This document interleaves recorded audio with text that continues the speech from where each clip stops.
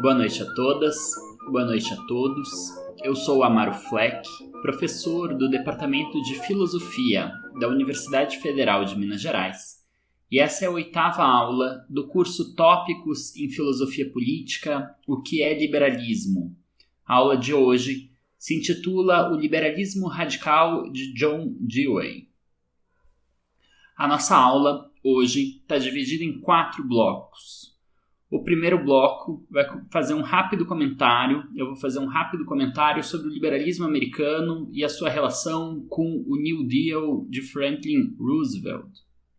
No segundo, eu vou comentar um trecho do primeiro capítulo do livro do John Dewey, Liberalismo e Ação Social, chamado História do Liberalismo. No terceiro bloco, um comentário do trecho do capítulo A Crise do Liberalismo, e no último bloco, o quarto, um comentário ao trecho O Liberalismo Renascente.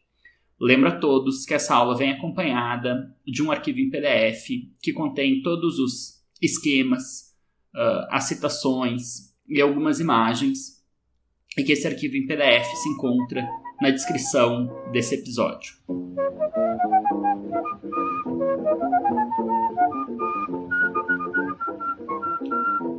Em todas as nossas aulas anteriores, estudamos textos e autores europeus, mais especificamente franceses, é o caso do Benjamin Constant e do Alexis de Tocqueville, e britânicos, o caso de John Stuart Mill, de Herbert Spencer, de Leonard Hobhouse e John Maynard Keynes. A aula de hoje é a primeira na qual a gente cruza o Atlântico e vai para o cenário norte-americano, para o cenário estadunidense. E é lá que a gente vai ficar a maior parte do restante desse curso. É importante notar que, de fato, as discussões principais sobre o liberalismo passam, cada vez mais do ambiente europeu em direção ao ambiente norte-americano, saem da França em direção à Inglaterra, ao Reino Unido, e agora saem do Reino Unido em direção aos Estados Unidos da América.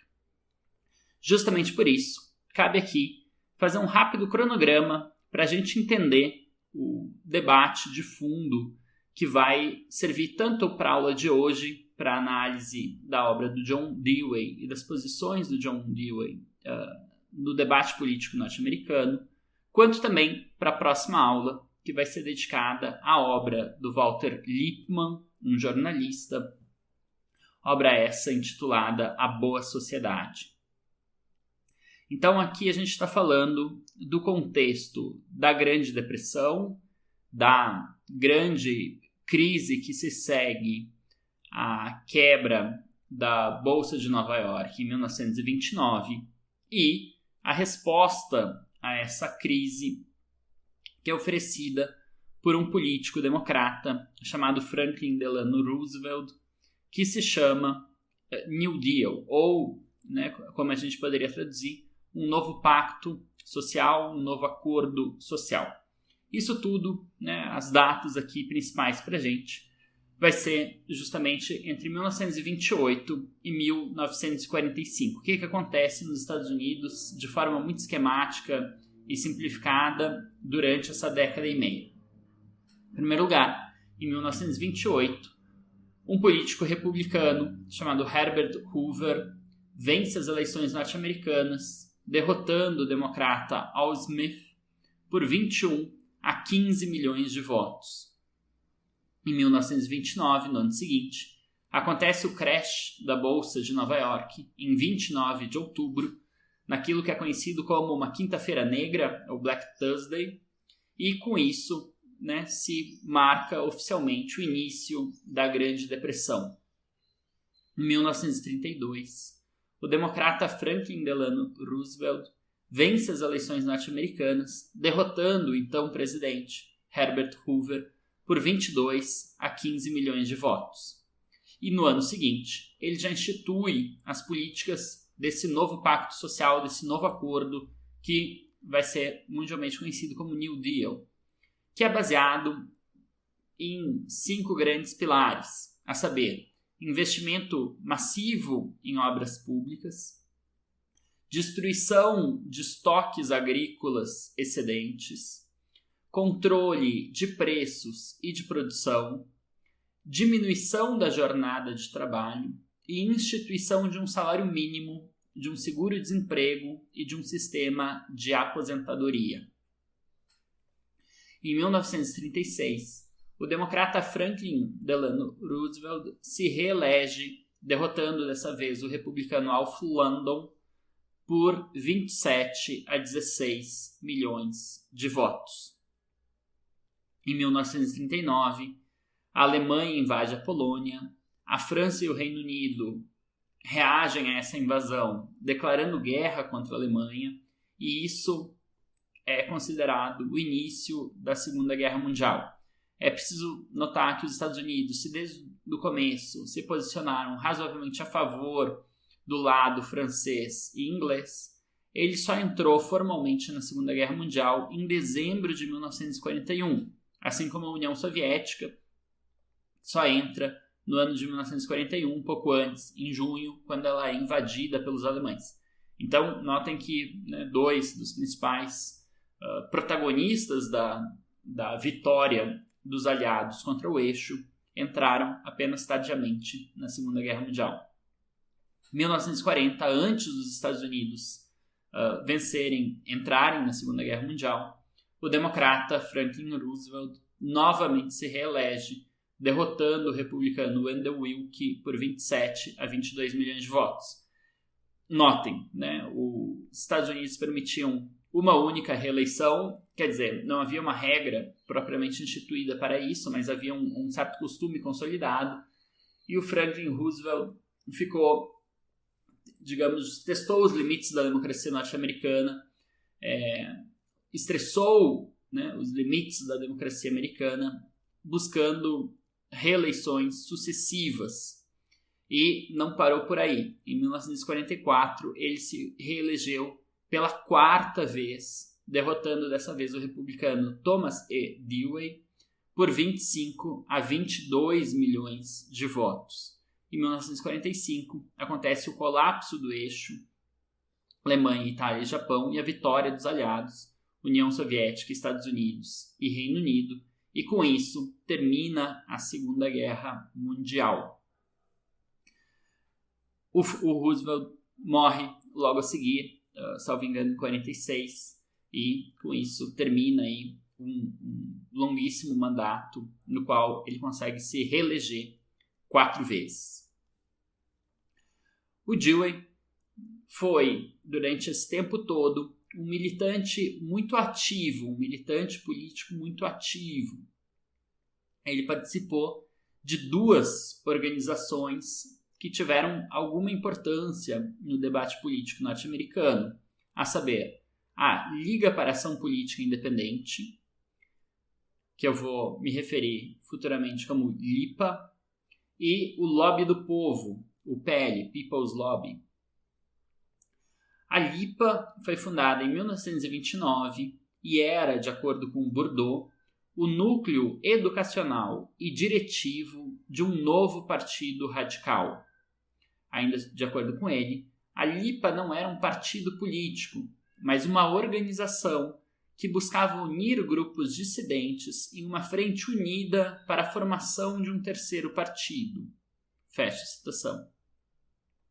Esses grupos dissidentes que a LIPA buscava reunir num grupo coeso para formar um terceiro partido e fazer uma alternativa real, aos republicanos e aos democratas, eram basicamente composto de socialistas por um lado, socialistas, social-democratas, trabalhistas, e liberais progressistas de outro. E o Dewey claramente se situa dentre os liberais progressistas. Cabe lembrar que, na época, os partidos democrata e republicano tinham muito poucas divergências ideológicas, e tanto um quanto o outro era composto em partes por políticos progressistas e em parte por políticos conservadores. Notem, com isso, que Roosevelt claramente é um dos mais progressistas. Ele tinha sido governador de Nova York e era, dentre os quadros do Partido Democrata, um dos mais progressistas. Mas ainda assim, cabe notar que o Dewey não apoiou o Roosevelt nem em 1932 e nem em 1936.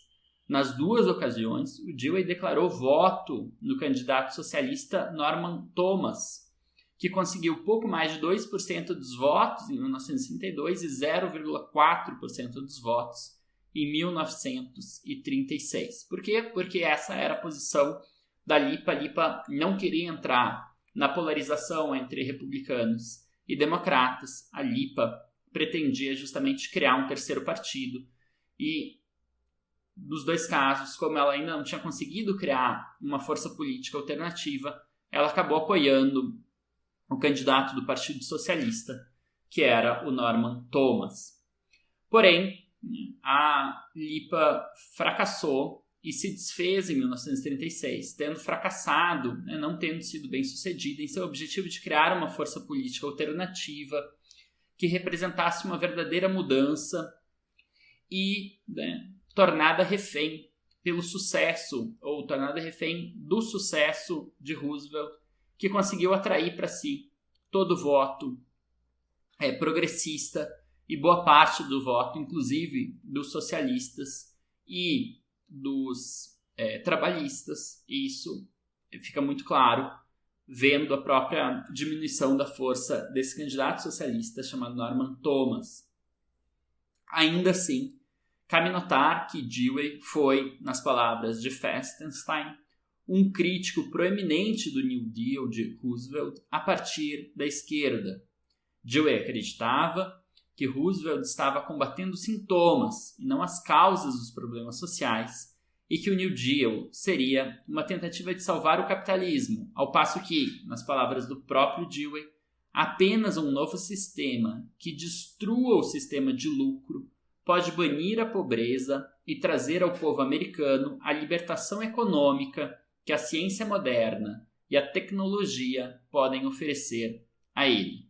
Fecha citação. Essa citação do Dewey está num material da Lipa, mas, para quem tiver interesse, aparece citada no texto do Bourdieu, que está nas referências dessa aula. Então, o Dewey claramente defende, faz uma crítica ao New Deal a partir da esquerda. A gente vai ver na próxima aula que o Lippmann, pelo contrário, vai fazer uma crítica tão incisiva quanto ao New Deal, mas a partir da direita. E isso é mais uma demonstração do quanto o movimento liberal sempre foi um movimento cindido entre facções conflitantes que estavam em lados opostos nos principais conflitos sociais. Então aqui, frente ao maior programa de bem-estar social já existente nos Estados Unidos da América, frente à instituição desse programa, a gente tem, por um lado, um liberal argumentando que esse programa é muito pouco, fica muito aquém frente ao que é necessário para trazer, de fato, bem-estar para o povo americano. E, por outro lado, com Walter Lippmann, a gente vai ver um liberal que critica esse mesmo programa, afirmando que isso é o caminho do coletivismo, o caminho da servidão, e que isso vai trazer, como consequência, ditadura e o fim da liberdade para os norte-americanos. Então, só para, mais uma vez, mostrar como os liberais estão rachados, estão cindidos e estão em lados opostos nas principais contendas do século XIX, do século XX e diria também, por que não, do século XXI.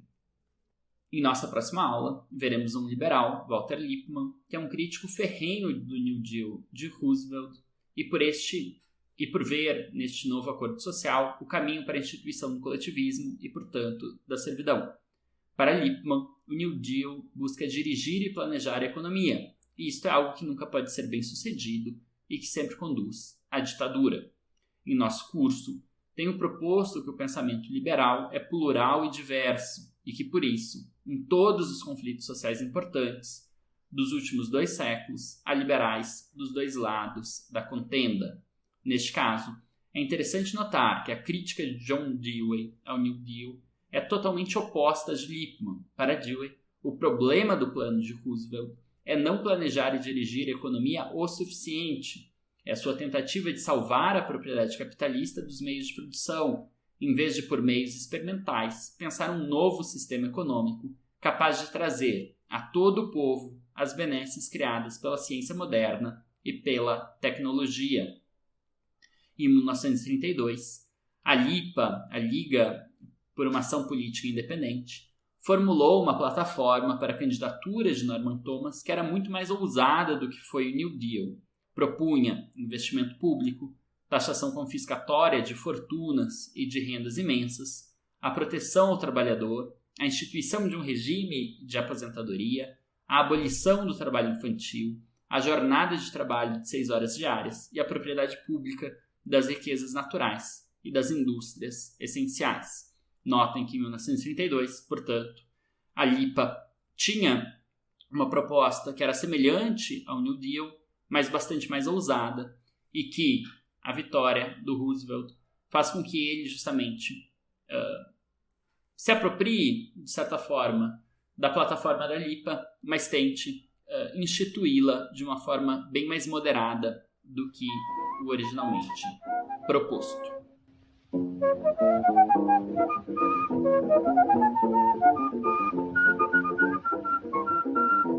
No primeiro capítulo de Liberalismo e Ação Social, capítulo esse intitulado História do Liberalismo, o Dewey observa que as críticas aos liberais já não são dirigidas apenas por conservadores que almejam preservar a ordem instituída, mas agora vem também, principalmente, de insatisfeitos que defendem a derrubada da ordem existente, se preciso, por meios violentos. Neste novo cenário, o liberalismo parece antiquado, algo que floresce apenas em clima favorável, mas incapaz de oferecer soluções para uma época de crise e de guerra. Diante desta análise, Dewey questiona sobre o que é o liberalismo e como ele poderia lidar com as condições então presentes. A partir disto, ele apresenta um panorama histórico do liberalismo, o surgimento do termo em princípios do século XIX, as raízes antigas do liberalismo, a filosofia de Locke, o pensamento, a obra de Adam Smith, os fisiocratas, Jeremy Bentham. O interessante da reconstrução de Dewey é a sua observação de que o liberalismo britânico já surge no início do século XIX, cindido entre a escola dos economistas e a escola dos utilitaristas. A escola dos utilitaristas, ainda quando próxima aos economistas, defende as reformas sociais, em especial a extensão da educação e da saúde pública, ao passo que a escola dos economistas se aferra ao princípio do laissez-faire e da função mais restrita possível do governo. Ademais, Dewey dedica atenção à obra de Thomas Hill Green e à sua síntese do liberalismo com o idealismo orgânico alemão, síntese esta que permitiu um individualismo não mais atomista e que está na origem do novo liberalismo. Dewey conclui com a observação de que os liberais estão agora divididos entre os antigos liberais contrários às reformas e os novos liberais, que são adeptos delas. Passo, então, para a citação de algumas passagens desse capítulo e ao comentário de algumas passagens. Diz o Dewey sobre a divisão do liberalismo britânico, sobre, na verdade, os avanços do liberalismo, as mudanças na doutrina liberal. Cito ele: gradualmente, uma mudança ocorreu no espírito e no significado do liberalismo. Veio, com certeza, ainda que gradualmente, a ser dissociado do credo do laissez-faire e a ser associado ao uso da ação governamental para auxiliar aqueles em desvantagem econômica e para aliviar suas condições. Neste país, os Estados Unidos da América, exceto por um pequeno grupo de adeptos do liberalismo anterior, ideias e políticas deste tipo geral praticamente definiram o significado da doutrina liberal.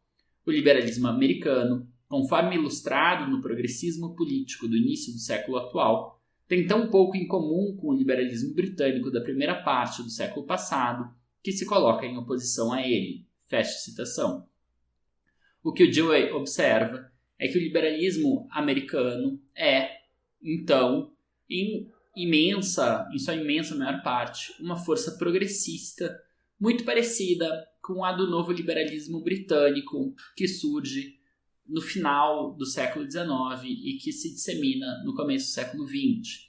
Ou seja, que o liberalismo nos Estados Unidos da América não consiste num apego à crença de um individualismo antiquado e da doutrina do laissez-faire, mas pelo contrário, é visto como uma postura claramente progressista e favorável às reformas sociais, à legislação social, que institui medidas de proteção social, que concede ao Estado funções muito importantes de oferta de serviços, de educação e de saúde, e que pensa em termos de políticas para atenuar as desigualdades e para garantir um patamar adequado de vida a toda a população. Então, o liberalismo americano vai ser claramente um liberalismo progressista, pelo menos nesse momento no qual o Dewey escreve, ou seja, em 1935. Faço mais uma citação. E ele reconhece, é importante notar que ele reconhece que, nessa medida, se considera o liberalismo britânico do século XIX, em especial aquela vertente do Cobden, do Bright, do Spencer, a vertente dos economistas, então é preciso notar que o liberalismo americano está, em grande medida, em oposição a esse liberalismo anterior. Faço uma nova citação da obra do Dewey. Mas é obrigação do Estado proteger todas as formas e promover todos os modos de associação humana em que as reivindicações morais dos membros da sociedade estão incorporadas e que servem como meio de autorrealização voluntária. Sua tarefa é remover negativamente os obstáculos que impedem os indivíduos de se conscientizarem de si mesmos pelo que são e, positivamente, promover a causa da educação pública. Se o Estado não faz esse trabalho, não é um Estado. Esses liberais filosóficos apontaram as restrições econômicas e políticas que impedem muitos indivíduos, provavelmente a maioria, da ação voluntária inteligente pela qual eles podem se tornar o que seriam capazes de se tornar. Serviram para quebrar a ideia de que a liberdade é algo que os indivíduos têm como uma posse pronta e para induzir a ideia de que é algo a ser alcançado, enquanto a possibilidade desse alcance é apresentada como condicionada pelo meio institucional em que o indivíduo vive. Esses novos liberais fomentaram a ideia de que o Estado tem a responsabilidade de criar instituições sob as quais os indivíduos possam, efetivamente, realizar as potencialidades que possuem. Fecha citação. O importante a destacar aqui é justamente a ideia, Em primeiro lugar, a manutenção. Se trata de manter o ideal liberal e não de abandonar o liberalismo, porque o que está em causa é sim uma defesa da individualidade, do valor da individualidade. Só que essa individualidade não é realizada por meio da omissão do Estado, por meio da não ação do Estado. Ela é realizada quando o Estado consegue efetivamente criar os meios nos quais essas individualidades podem ser desenvolvidas. Educação pública gratuita e universal, atendimento básico de saúde, etc, etc. Quer dizer, cabe ao Estado promover a individualidade e não uma crença tal qual o individualismo antiquado, tal qual a crença no laissez-faire, que achava que essas individualidades seriam desenvolvidas simplesmente pela inação, pela omissão da agência estatal. Então, aqui o novo liberalismo acredita que o Estado, que a ação do Estado pode sim promover as individualidades, promover o desenvolvimento dos potenciais individuais. E é por isso que os novos liberais vão defender uma reforma do Estado e não a não ação do Estado. Por fim, ainda nessa sessão, nesse primeiro capítulo, uma passagem um pouco mais longa, mas que retrata justamente a situação presente do liberalismo na época para Dewey, que é essa divisão, essa cisão entre duas correntes e que leva justamente à crise do liberalismo, que vai ser o assunto do próximo bloco. Assim, diz o Dewey, assim, a partir de várias fontes e sob várias influências, desenvolveu-se uma divisão interna no liberalismo. Essa fissura é uma das causas da ambiguidade de que ainda sofre o liberalismo e que explica uma crescente impotência. Ainda há aqueles que se autodenominam liberais e que definem o liberalismo nos termos da velha oposição entre o domínio da ação social organizada e o domínio da iniciativa e do esforço puramente individual. Em nome do liberalismo, eles são relutantes em relação a qualquer extensão da atividade governamental. Eles podem, a contragosto, admitir a necessidade de medidas especiais de proteção e alívio tomadas pelo Estado em tempos de grande estresse social, mas são inimigos declarados da legislação social, até mesmo da proibição do trabalho infantil, como medidas políticas permanentes. Intencionalmente ou não, eles ainda fornecem um sistema intelectual apologético do regime econômico existente, que eles, estranhamente, e ao que parece, ironicamente, defendem como um regime de liberdade individual para todos. Mas a maioria dos que hoje se autodenominam liberais está comprometida com o princípio de que a sociedade organizada deve usar seus poderes para estabelecer as condições sob as quais a massa de indivíduos pode possuir liberdade real, distinta da meramente legal. Eles definem seu liberalismo nos termos concretos de um programa de medidas voltadas para esse fim. Eles acreditam que a concepção de Estado, que limita as atividades deste último a manter a ordem entre os indivíduos e a assegurar a reparação de uma pessoa quando outra infringe a liberdade que a lei existente lhe concedeu, é, com efeito, simplesmente uma justificativa das brutalidades e injustiças da ordem existente. Por causa dessa divisão interna dentro do liberalismo, sua história posterior é vacilante e confusa. Fecha citação. Então, o Dewey reconhece como uma das fontes da crise do liberalismo essa cisão entre uma velha guarda, aqui ciosa, preocupada com qualquer aumento da extensão do Estado e que acredita que a situação ainda que brutalmente injusta, a situação na qual o Estado não intervém e se limita apenas às suas funções mais restritas, isso é, manutenção da ordem social, proteção da vida e da propriedade e administração da justiça, seria o único papel ao qual o Estado deve desempenhar. Já os novos liberais acreditam que não, que é preciso usar o Estado precisa promover a justiça de tal forma que supere essa condição brutal, injusta, então existente, e usar o Estado para criar as condições sociais nas quais uma liberdade efetiva se realize e não uma liberdade meramente legal.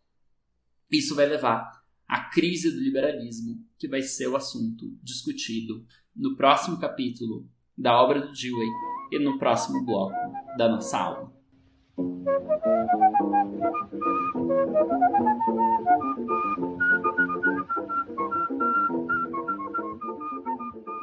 No capítulo seguinte, a crise do liberalismo, Dewey começa observando que o liberalismo antigo deixou de ser uma força de mudança e progresso e passou a ser uma defesa da ordem existente. Isso ocorreu por diversos motivos, mas cabe destacar a falta de senso histórico dos primeiros liberais, assim como o sucesso do seu ímpeto transformador. Mas é justamente esse sucesso no ímpeto transformador que conduz à atual crise do liberalismo. Por um lado, a história dos últimos 100 anos é a história do fracasso das previsões desses primeiros liberais. O mundo não se tornou pacífico, o nacionalismo econômico não findou, a libertação das forças econômicas não conduziu a uma situação de maior igualdade econômica e tampouco de maior concorrência. Por outro lado, os liberais foram incapazes de perceber que a dominação econômica pode ser tão absoluta e tão opressora quanto a dominação política. Tudo isso fez com que o antigo liberalismo não fosse mais um aliado na luta contra a opressão. Pelo contrário, ele tornou-se seu aliado, um aliado da opressão, uma força que contribui para a manutenção desta opressão. Um liberalismo renovado, no entanto, pode salvaguardar os valores liberais de liberdade, de individualidade e de inteligência, lutando contra as novas formas de opressão, sobretudo a dominação econômica, e buscando realizar os potenciais da tecnologia e da ciência moderna por meio do planejamento social organizado e da direção consciente e socializada das forças econômicas. Com isso, passo para a citação de algumas passagens desse capítulo. Em primeiro lugar, as diversas passagens em que o Dewey comenta a reversão da doutrina liberal, que era uma crítica ao status quo, uma crítica à situação vigente, e passou com o sucesso dessa crítica, com a transformação da ordem social, passou a se tornar uma apologia da ordem existente. Então, diz o Dewey, os primeiros liberais careciam de senso e interesse histórico. Por um tempo, essa carência teve um valor pragmático imediato. Ela deu aos liberais uma poderosa arma em sua luta contra os reacionários, pois isso lhes permitiu minar o apelo à origem, à história precedente e passada, por meio da qual os oponentes da mudança social deram qualidade sacrossanta às desigualdades e aos abusos existentes.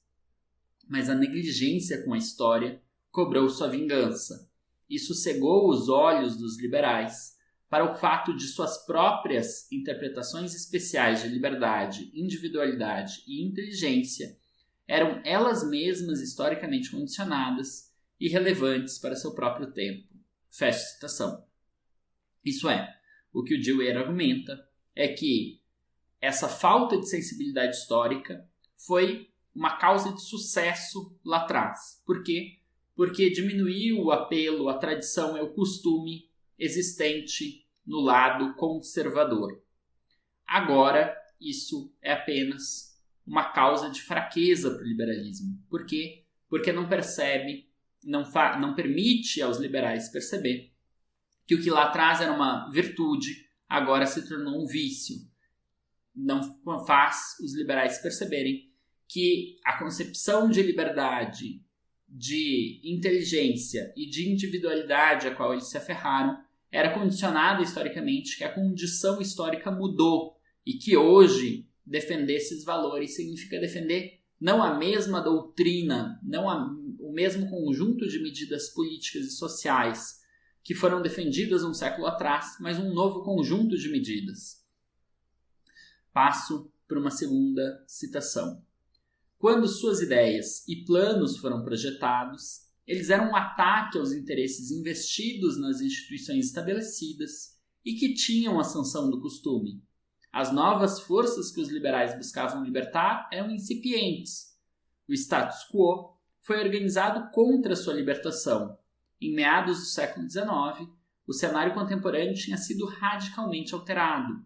As mudanças econômicas e políticas pelas quais eles lutaram foram tão amplamente realizadas que se tornaram, por sua vez, o interesse investido e suas doutrinas, especialmente na forma de liberalismo laissez-faire, agora forneciam a justificativa intelectual do status quo. Essa crença ainda é poderosa neste país. Fecha citação.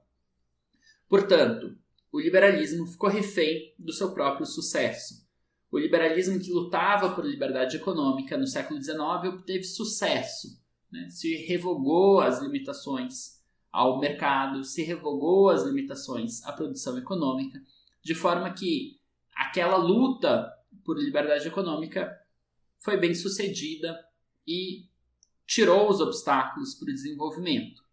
Não obstante, esse sucesso se tornou uma armadilha no desenvolvimento do próprio liberalismo, porque os liberais não conseguiram perceber que agora era preciso lutar contra outros obstáculos, contra uma dominação que se tornou ela própria uma dominação econômica, e que isso estava criando obstáculos ao desenvolvimento das individualidades, ao desenvolvimento dos potenciais emancipadores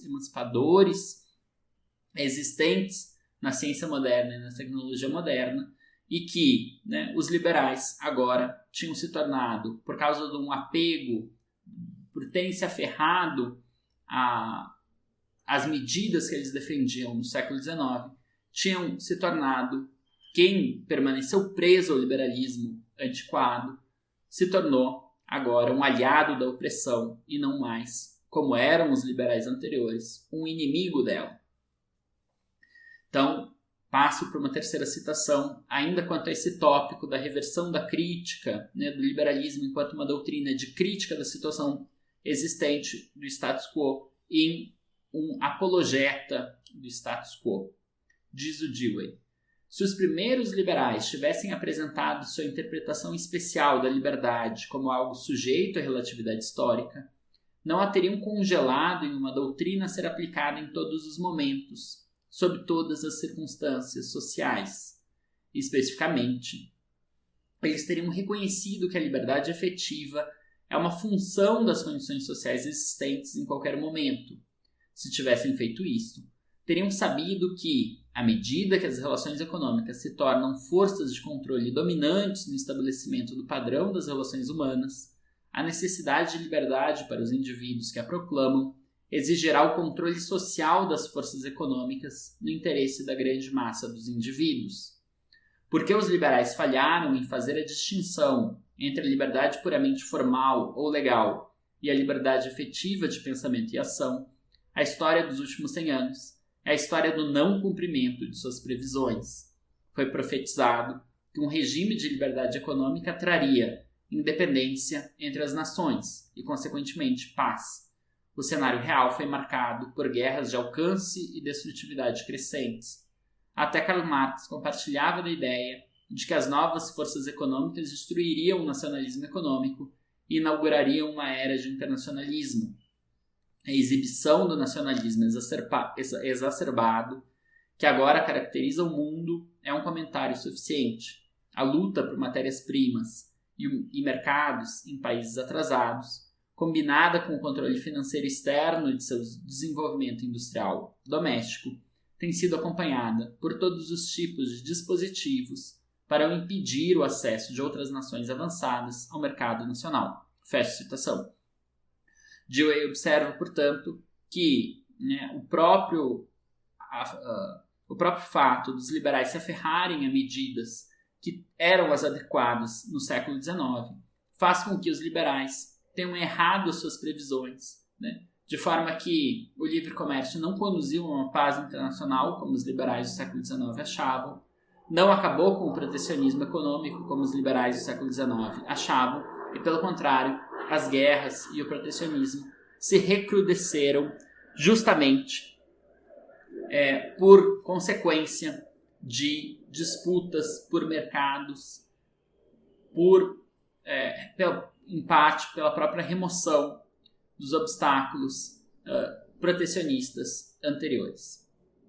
O fato aqui a ser destacado é que, longe, né, de levar a uma situação de não dominação, o próprio credo liberal novecentista contribuiu para o desenvolvimento de uma nova forma de dominação. Isso é, os liberais no século XIX estavam preocupados apenas com a dominação política, e eles foram razoavelmente bem-sucedidos em limitar o poder do Estado para impedir a existência dessa dominação política. Mas eles foram cegos a uma nova forma de dominação, que é a dominação econômica. E aí, eles não perceberam que uma nova forma de opressão passou a caracterizar as sociedades modernas. Diz o Bentham, diz o Dewey sobre isso, começando a se referir justamente à escola dos benthamitas. Diz ele: ninguém jamais viu mais claramente do que os bentamitas que o interesse próprio e político dos governantes, se não for socialmente examinado e controlado, leva a ações que destroem a liberdade para a massa do povo.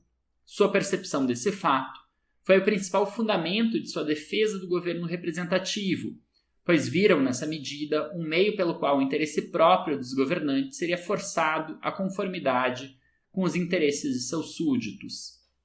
Mas eles não tinham nenhum vislumbre do fato de que o controle privado das novas forças de produção, forças que afetam a vida de todos, operaria da mesma maneira que o poder político não examinado e não controlado.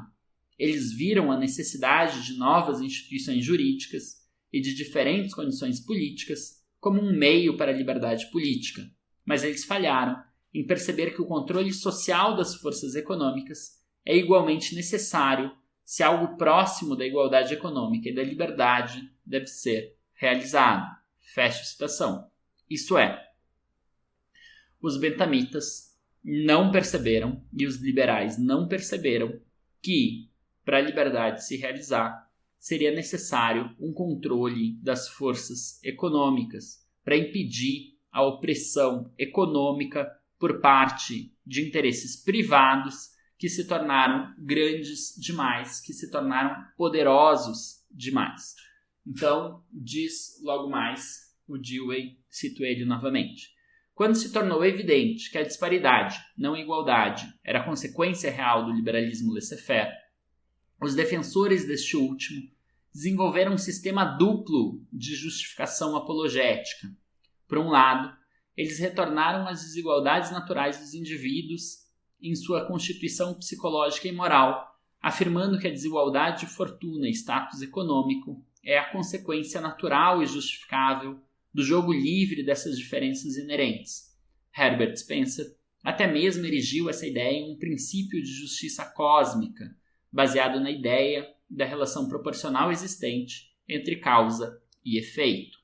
Eu imagino que hoje existem poucos que sejam resistentes o suficiente, mesmo admitindo o princípio das desigualdades naturais, para afirmar que as disparidades de propriedade e renda apresentam qualquer relação proporcional às desigualdades na constituição nativa dos indivíduos.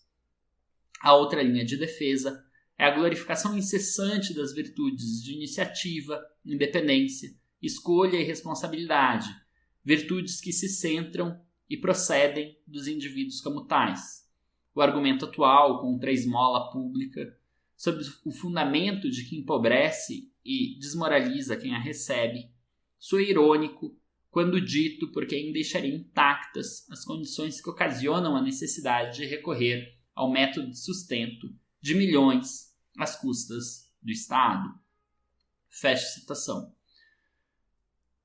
Portanto, o Dewey observa que os liberais se tornaram apologetas da ordem existente, os liberais antiquados, e reconhecem que a disparidade foi a consequência, o aumento da desigualdade foi a consequência do liberalismo laissez-faire, mas mesmo assim fazem uma apologia a essa desigualdade, ou bem dizendo que ela é uma mera consequência das desigualdades naturais de força e de talento, o que é um absurdo, porque não faz o menor sentido, tirando pensadores absolutamente dogmáticos como Herbert Spencer, não faz sentido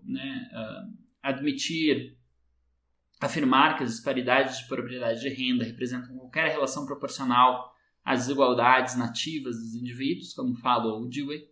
E depois, por outro lado, esses liberais antiquados fazem uma defesa e glorificação das virtudes de iniciativa, a gente poderia falar hoje de empreendedorismo, de responsabilidade individual, de escolha, e com isso eles se opõem a qualquer medida de assistência pública, a qualquer medida de caridade pública, argumentando que isso desmoraliza e empobrece quem recebe essa esmola, como disse o Dewey. Mas isso soa irônico, soa cínico, uma vez, né, que esses são justamente quem defende a manutenção dessa ordem vigente que leva milhões de indivíduos, né, a ter que depender dessa caridade pública, dessa assistência pública, dessa esmola pública, porque justamente se criou uma ordem social no qual eles não conseguem o seu sustento por conta, né, da estrutura econômica existente. E aí o Dewey avança em direção a uma das teses que acaba sendo mais interessantes ou mais ousadas da sua versão do liberalismo, que é a ideia de que a liberdade é sempre uma libertação da opressão.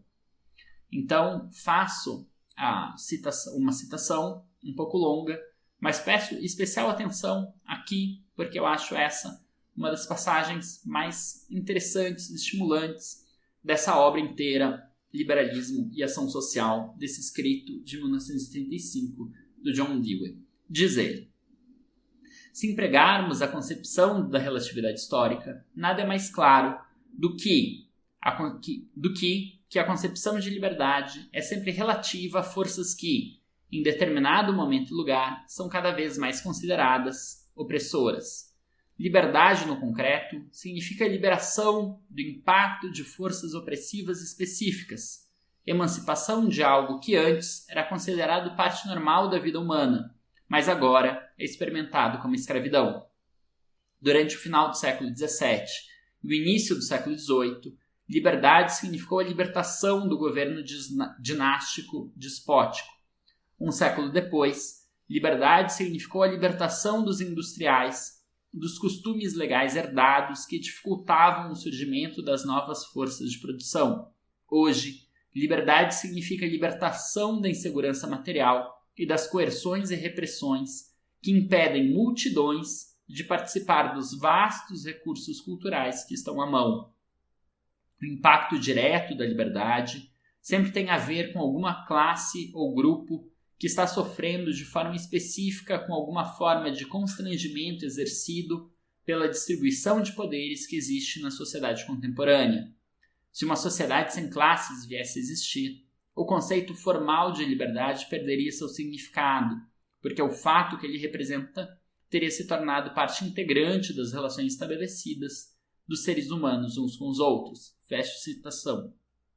Dewey afirma, portanto, que liberdade é sempre um conceito crítico contra a opressão existente. A opressão lá atrás era uma opressão política, opressão do governo dinástico, do governo despótico, absolutista, contra o conjunto dos indivíduos. Então, liberdade foi a bandeira de luta contra esse governo absolutista e despótico a favor do governo representativo. Depois, liberdade passou a ser a defesa de industriais e de trabalhadores urbanos contra os privilégios existentes, contra os obstáculos existentes, a livre iniciativa e as novas forças de produção que estavam surgindo. E a liberdade, então, era uma luta da classe industrial e da classe trabalhadora urbana contra os privilégios aristocráticos, contra os privilégios fundiários então existentes. Mas hoje, liberdade concretamente significa a luta contra a insegurança material, contra as coerções e repressões que impedem uma vasta massa de indivíduos de participarem dos recursos, da abundância, da riqueza criada pela sociedade. E essa opressão é sim uma opressão econômica, uma opressão que deriva, né, de uma apropriação privada dessa imensa riqueza que a ciência moderna e a tecnologia trazem à luz, mas que justamente porque é apropriada privadamente, o desfrute dessa riqueza não é algo que beneficia a todos, mas beneficia apenas uma pequena classe. Com isso, o que o Dewey afirma é: se o liberalismo tem algum sentido hoje, o liberalismo tem que tomar parte na luta dessa vasta maior parte da população, desta multidão para garantir a essa multidão a participação no estoque comum da riqueza, a participação no desfrute da abundância gerada pela ciência moderna e pela tecnologia. Então, se o liberalismo tem algum sentido no século XX, é precisamente o de tomar parte na luta contra a insegurança material, o de tomar parte na luta contra a opressão econômica. Com isso, o Dewey começa a fazer um esboço do que seria um programa do novo liberalismo, que é o assunto que ele vai tratar no próximo capítulo e que a gente vai tratar no último bloco dessa aula, mas que eu já adianto aqui 2 passagens. A primeira diz: a crise do liberalismo, como disse no início, procede do fato de que, depois que o liberalismo inicial fez seu trabalho, a sociedade enfrentou um novo problema, o da organização social. Seu trabalho era libertar um grupo de indivíduos, representando a nova ciência e as novas forças da produtividade, de costumes, formas de pensar, instituições que eram opressoras dos novos modos de ação social, por mais úteis que possam ter sido em seus dias.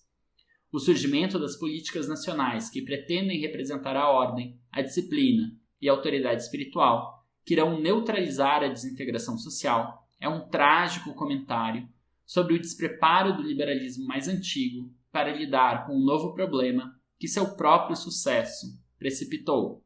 Fecho citação e já abro a segunda. Diz o Dewey: a ideia de que o liberalismo não pode manter seus fins e, ao mesmo tempo, reverter sua concepção dos meios pelos quais eles devem ser alcançados é loucura. Os fins agora podem ser alcançados apenas pela reversão dos meios com os quais o liberalismo inicial estava comprometido.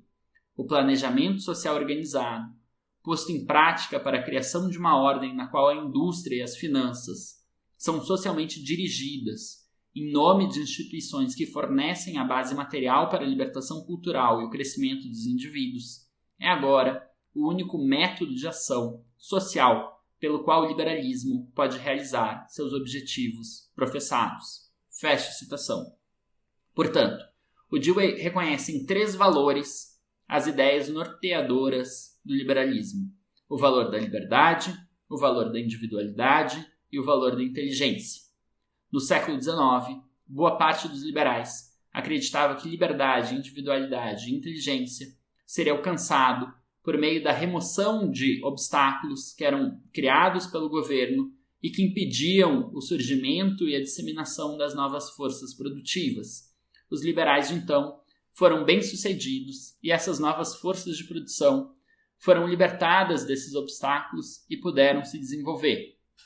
Porém, o liberalismo, hoje, no século, em 1935, diz o Dewey, precisa, para se manter, para realizar esses mesmos ideais, ou seja, liberdade, individualidade e inteligência, precisa abandonar as medidas que ele defendia no século XIX, a remoção de obstáculos por parte do Estado, e, pelo contrário, reconhecer que agora a realização de inteligência, individualidade e liberdade depende da ação estatal na luta contra a insegurança material e na luta para que isso tudo que veio à luz com o uso intensivo, e com o desenvolvimento da ciência moderna e da tecnologia seja desfrutado por todos.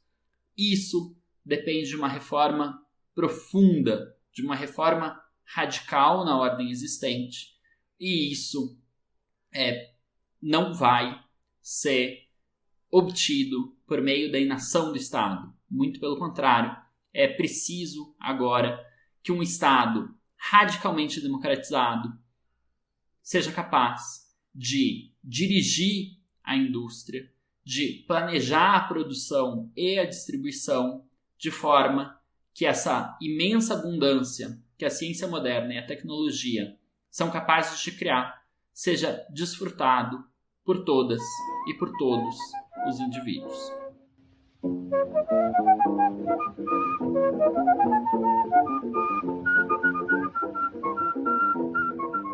Por fim, No capítulo final, o liberalismo renascente, Dewey defende que um liberalismo renovado precisa ser um liberalismo radical, isto é, um liberalismo que proponha reformas graduais, mas que ainda assim sejam reformas radicais, reformas que alterem a estrutura da sociedade e do modo de produção.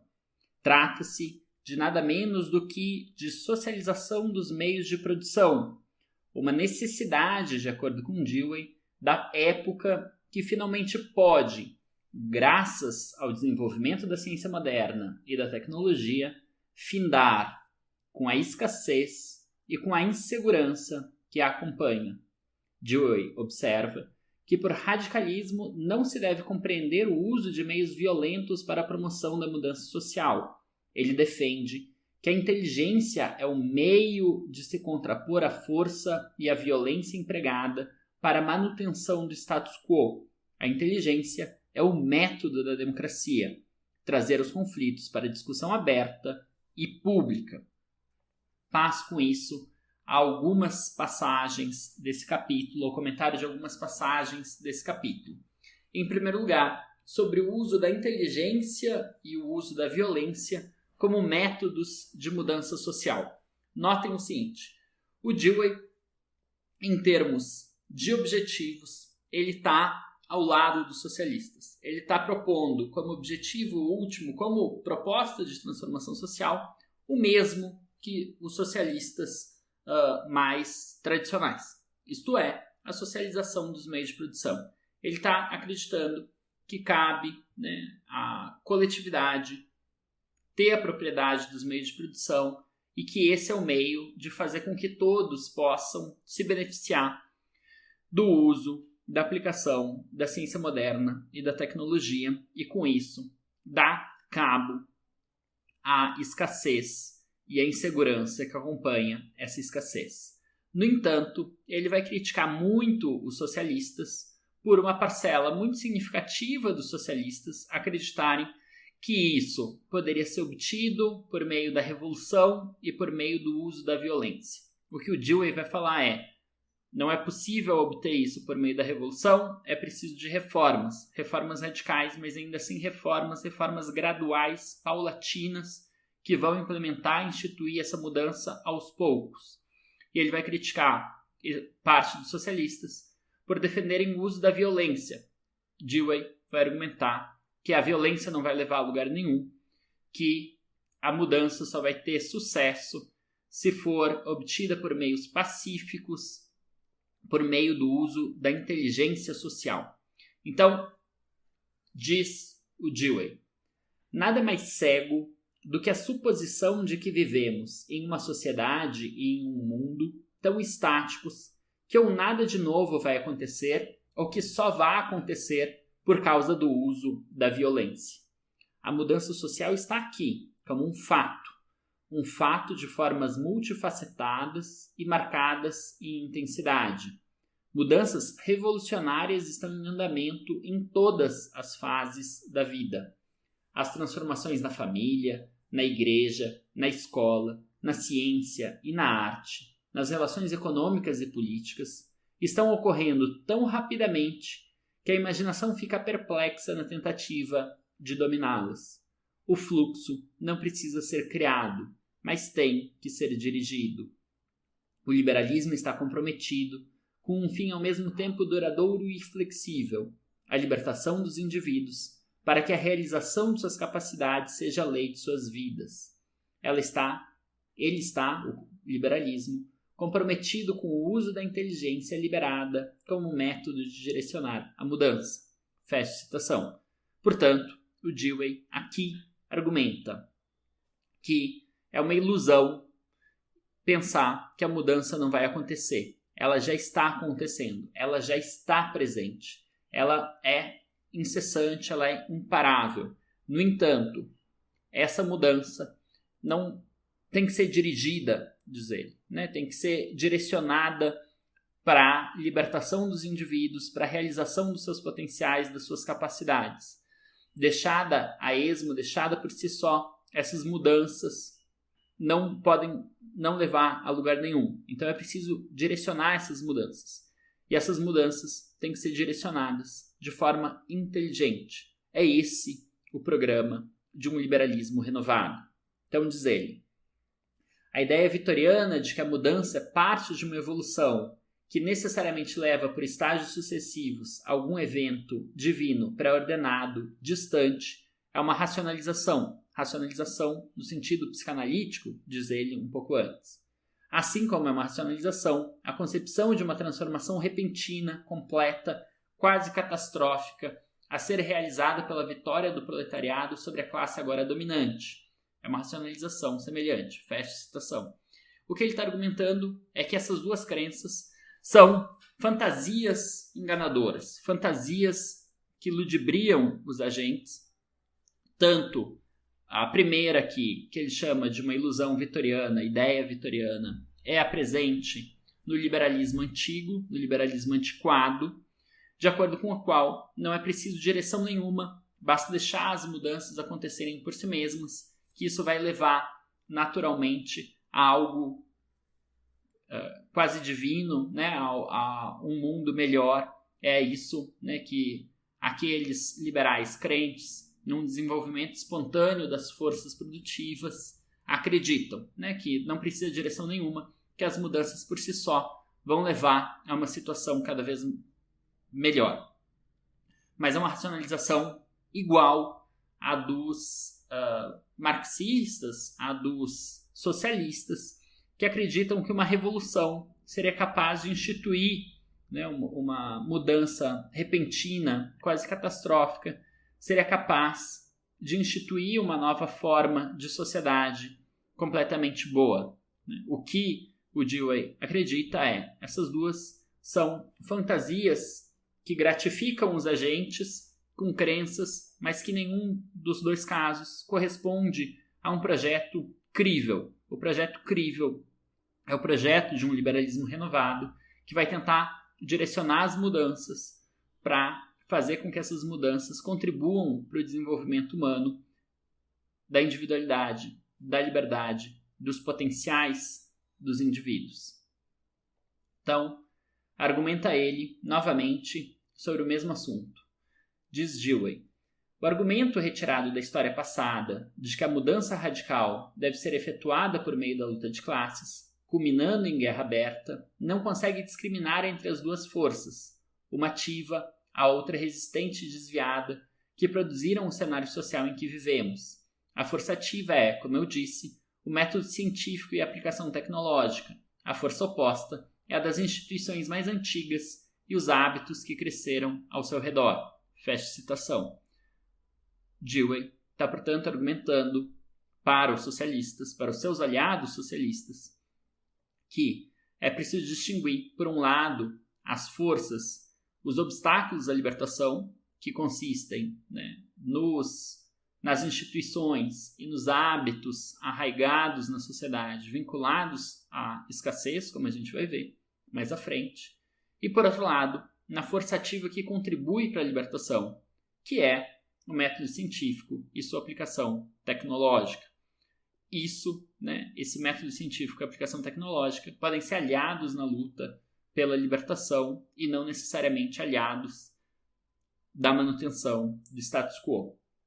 Porém, para ser aliados, é preciso que eles sejam usados pelo método da democracia, isto é, nas palavras do Dewey, na medida em que o método da democracia é o da inteligência organizada e consiste em trazer esses conflitos à luz, onde suas reivindicações especiais possam ser vistas e avaliadas, onde possam ser discutidas e julgadas à luz de interesses mais inclusivos do que os representados por qualquer um deles separadamente.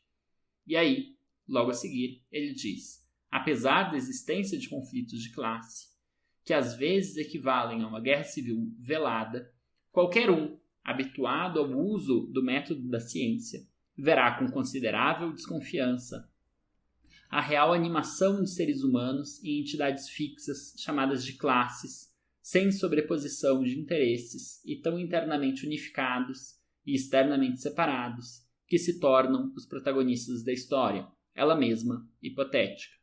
Essa conversão de abstrações em entidades cheira mais a uma dialética de conceitos do que a um exame realista dos fatos, embora faça mais apelo emocional para muitos do que os resultados deste último. Fecha a citação.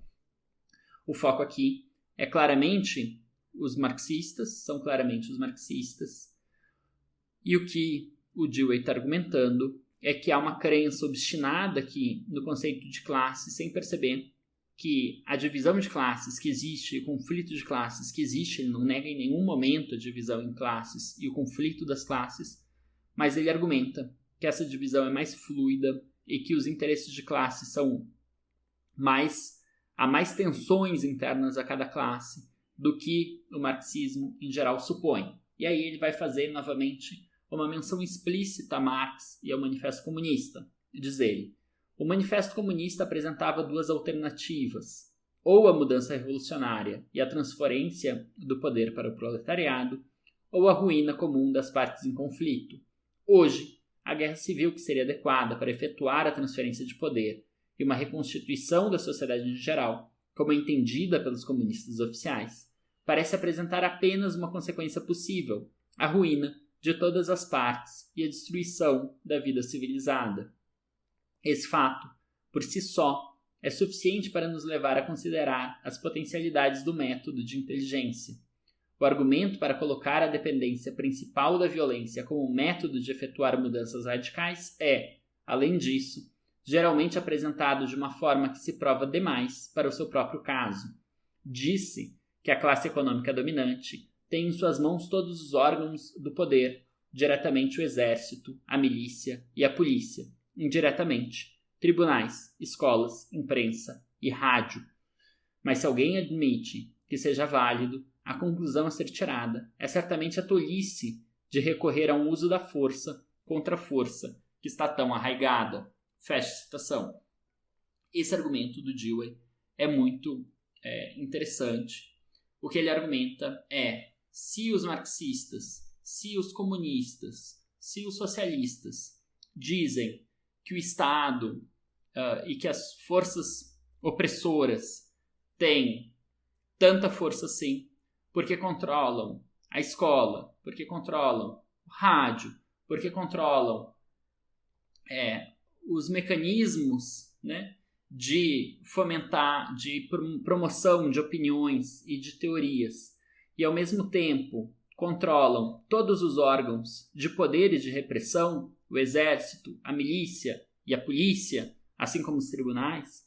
Bom, se isso for verdade, então a luta da força contra essa imensa concentração de força, ela é inútil. Ela é, no melhor dos casos, uma mera performance, um mero teatro, né? Onde se tenta representar uma oposição quando se sabe que se está fadado ao fracasso. Se há, de fato, essa imensa concentração de força por parte das forças opressoras, então é preciso não lutar força contra força aqui, violência contra violência, porque neste caso se estaria derrotado de antemão. É preciso usar, portanto, outro método capaz de contornar essa força já concentrada nas mãos da opressão.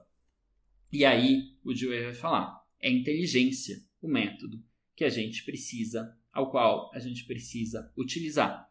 E ele vai, por fim, para terminar essa primeira parte da inteligência e da violência como métodos de mudança social, ele vai ainda criticar aqueles que argumentam, né, que a destruição da democracia seria o meio necessário para a realização de uma verdadeira democracia.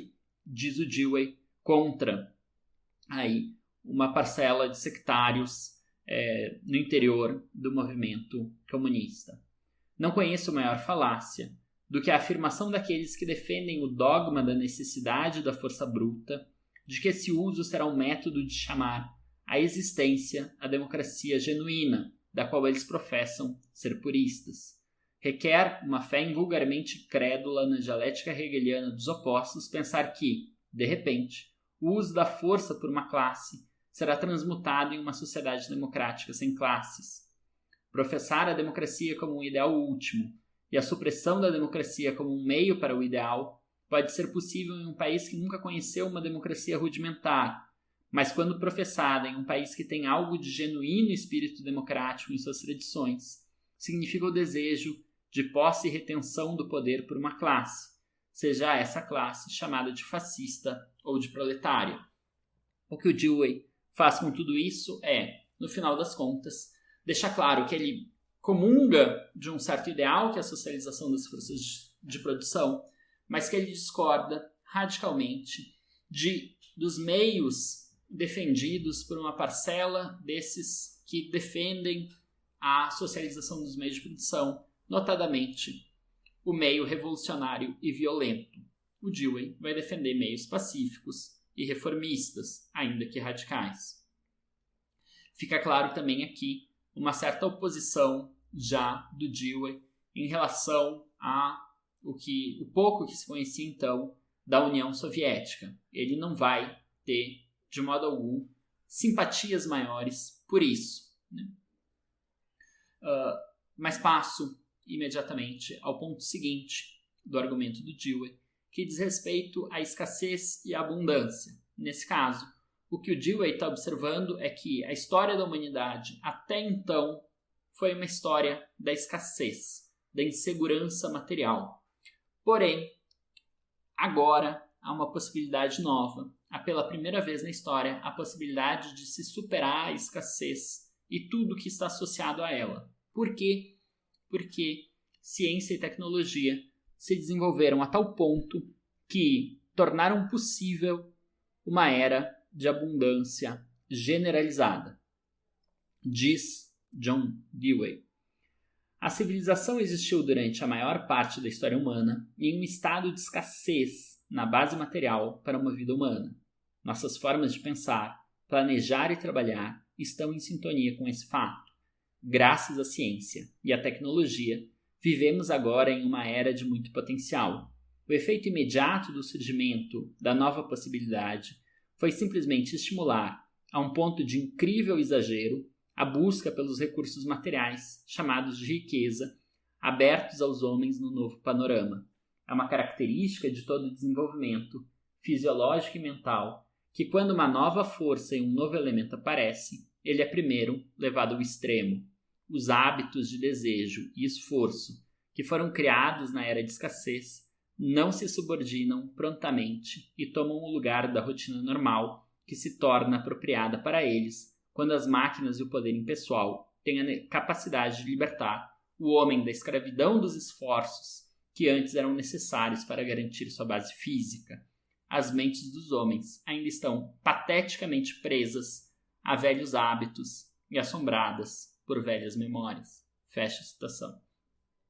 Fica muito claro esse potencial inscrito na tecnologia moderna, na ciência moderna, que cria a possibilidade, pela primeira vez, de uma segurança material, de uma abundância generalizada, que faz com que os indivíduos não precisem mais se aferrar à acumulação de bens por achar, né, e a certos hábitos de pensamento, por temerem o dia seguinte. A ciência e a tecnologia podem criar uma situação de abundância generalizada, mas para isso é necessário abandonar velhos métodos de pensamento e velhas instituições e não se aferrar pateticamente a elas. Tá? O que o Dewey fala se tornou algo possível aqui, graças à ciência, graças à tecnologia, mas o liberalismo antiquado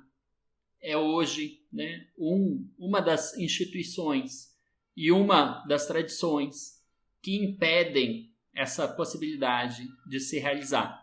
Assim como, né, haviam obstáculos contra os quais o liberalismo se insurgiu no século XIX para libertar essas forças, hoje o próprio liberalismo antiquado é um desses obstáculos e é preciso vencê-lo, é preciso remover esse obstáculo para esse potencial que surgiu com a libertação das novas forças de produção venha a beneficiar a toda a comunidade humana. E aí ele comenta sobre a insegurança. Diz ele: pois, em segundo lugar, a insegurança é tanto o filho natural quanto o filho adotivo da escassez.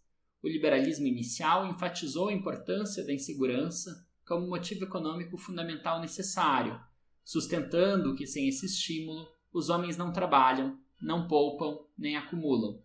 A formulação dessa concepção era nova, mas o fato que foi formulado não era nada novo.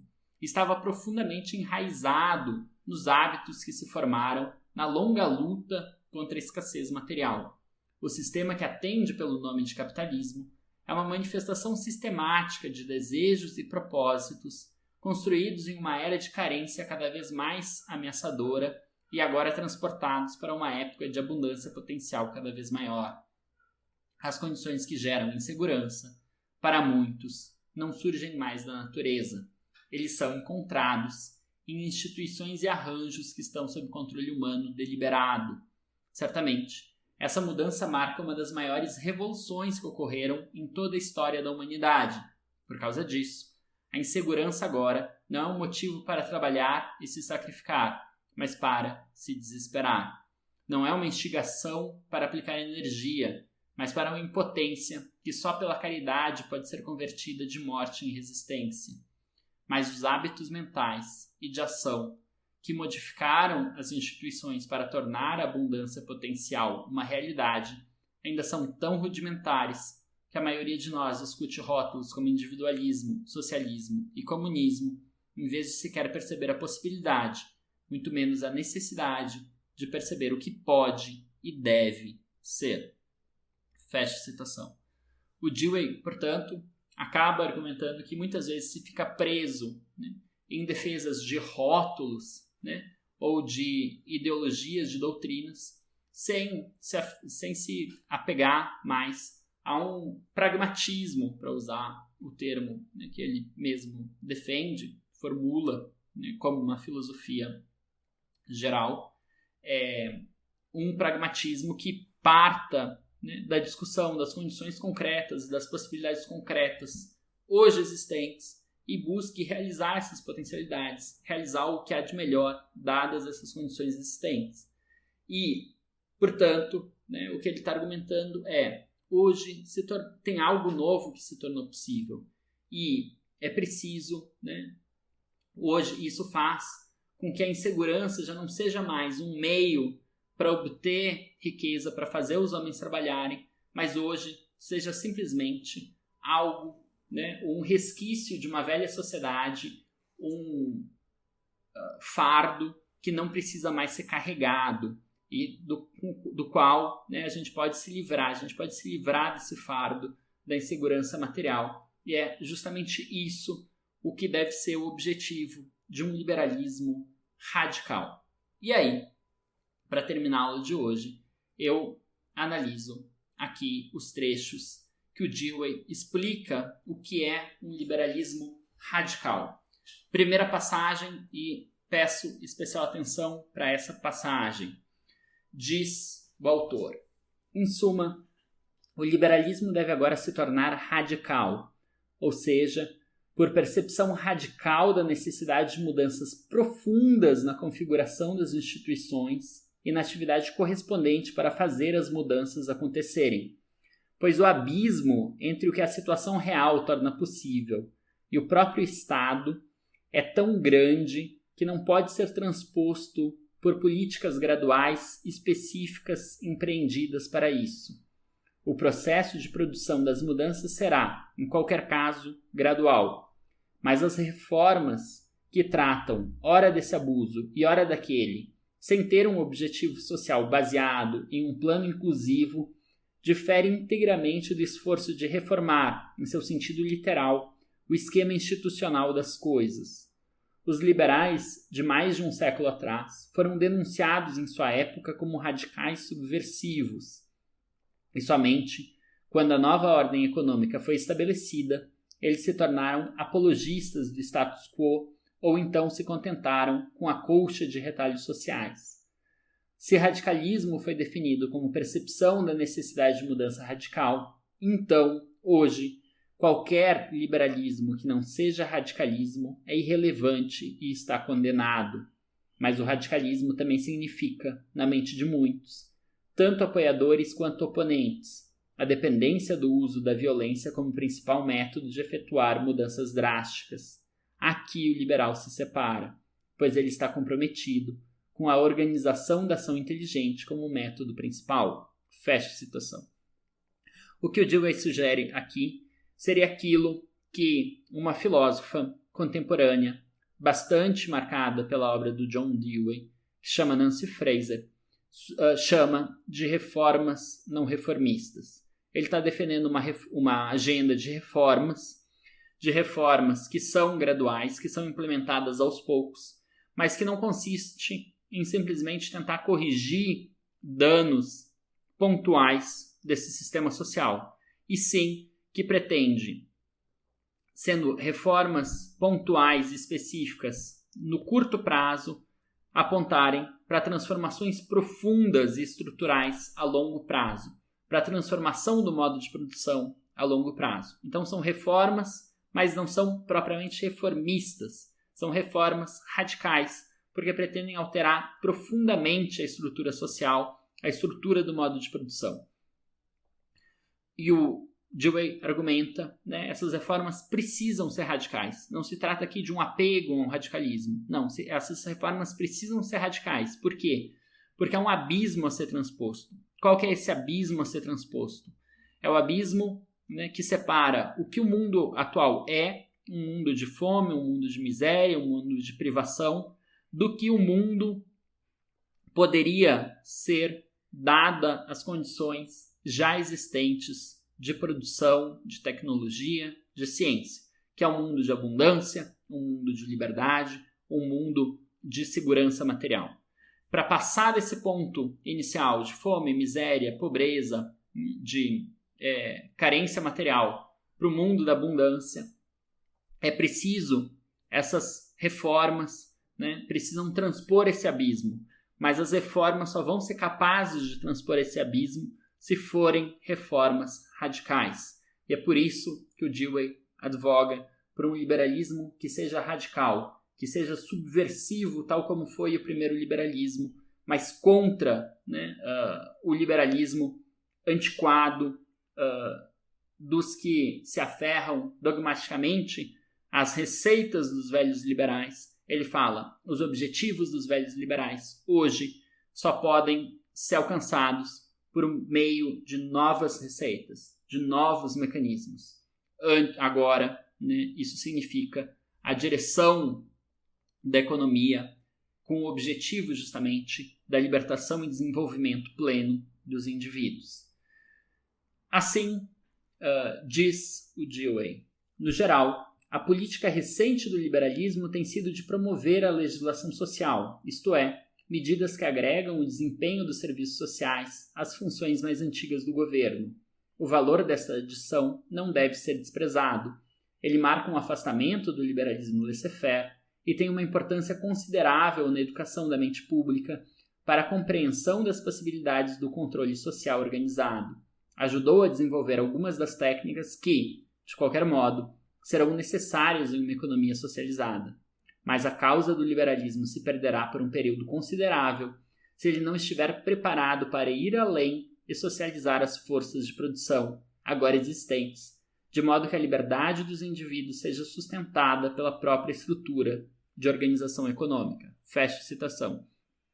Com isso fica muito claro a crítica do Dewey ao New Deal de Roosevelt.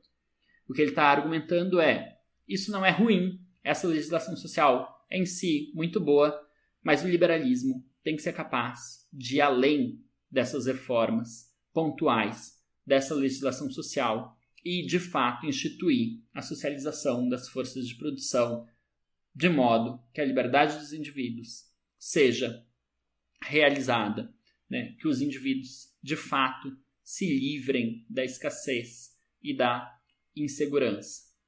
Com isso, a citação final, diz o autor, o liberalismo só pode ser fiel a seus ideais à medida que segue o curso que leva à sua realização. A noção de que o controle social organizado das forças econômicas está fora do caminho histórico do liberalismo, mostra que o liberalismo ainda é impedido, por resquícios de sua fase anterior de laissez-faire, com sua oposição da sociedade e do indivíduo.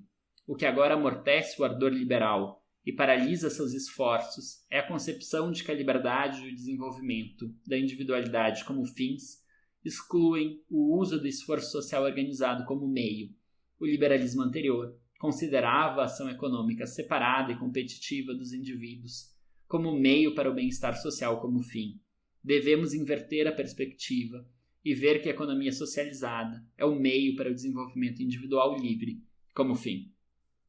Com isso, concluo a aula afirmando que dos autores liberais vistos neste curso, Dewey é, muito provavelmente, o mais radical, o que se situa mais à esquerda do espectro político. Certamente, muito próximo ao Hobhouse, seguido um pouco à distância por autores como Rawls e Keynes, mas bastante mais à esquerda no espectro político do que eles. A divergência de Dewey em relação aos socialistas se refere apenas aos meios para se obter a transformação social, mas não aos fins. Trata-se, ao fim e ao cabo, da socialização dos meios de produção, o que poderia ser alcançado, de acordo com ele, por meios pacíficos e graduais pela aplicação da inteligência, e nunca por meios revolucionários e violentos. O próprio Dewey considera isto como um imperativo da época, o único modo pelo qual seria possível realizar a abundância potencial da ciência moderna e da tecnologia, de superar a escassez, que deixou de ser uma necessidade para ser então apenas o resultado do apego aos velhos modos de pensamento e dogmas antiquados. Uma boa semana a todas, uma boa semana a todos e até a próxima aula, na qual examinaremos a obra de um outro crítico do New Deal, mas agora um crítico que vai argumentar a partir da direita, dizendo que a legislação social de Franklin Delano Roosevelt seria um caminho para a servidão, para a escravidão e para a coletivização da sociedade.